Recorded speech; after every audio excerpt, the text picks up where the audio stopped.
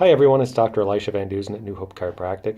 What jobs or professions make you more likely to have back injuries? That's a common question I get all the time. Back problems are really commonplace in society, as you know, and it's important to ask if there might be certain risk factors for back injury that should be avoided if possible. While we can't pick our genetic makeup or even our current occupation, that is for most of us, how we interact with our daily tasks can be the difference between disabling pain or just minor aches. Some of the most strenuous jobs are those tied to the construction industry. Concrete reinforcement workers, carpenters, for example, have more back pain than what's most typically seen for office workers. But if you're an office worker, you can be at a greater risk for carpal tunnel syndrome. And each of these jobs has unique characteristics that make certain locations of the spine more affected than others.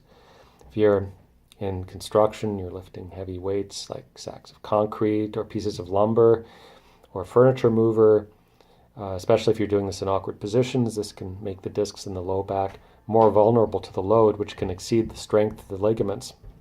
This is called a sprain, and in severe cases, the disc can actually bulge or herniate. If the worker can use good ergonomics like symmetrical lifting, then the disc can be more safely resistant to the load. It's also known that the spine is more stiff in the morning and develops higher pressures on the disc when a worker lifts at this time of the day. Taking this into account, one can do more light lifting in the early morning. And in almost every case, one should never lift anything, even a light object, by doing a twisting, bending motion. This action is where the spine can easily be damaged, and there's the most amount of weight and pressure on the discs. Getting a buddy to help with a lift like this is a solution that many don't try.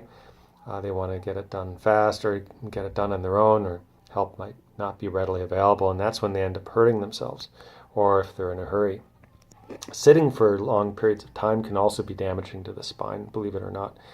First, there's the inactivity, which causes muscles to become weak, and the spine is designed for movement, especially walking. So they say an apple a day is good, but actually a walk a day is better. Sitting also causes increased pressure on the discs of the low back, and if you add vibration, like for example, if you're a truck driver or a bus driver, the sitting seems to be much worse.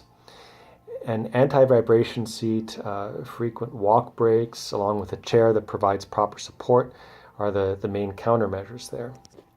So each job has its own unique ergonomic characteristics and challenges too, and should be assessed accordingly.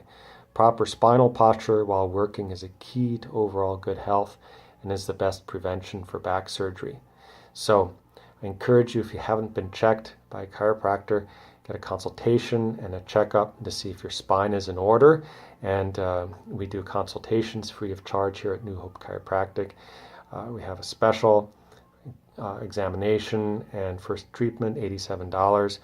And we can see if chiropractic is right for you, and also do an ergonomic assessment at your workplace to see if you're sitting properly at your desk or you're using proper lifting techniques as well. So check out our website, newhopechiropractic.com, and have a healthy day.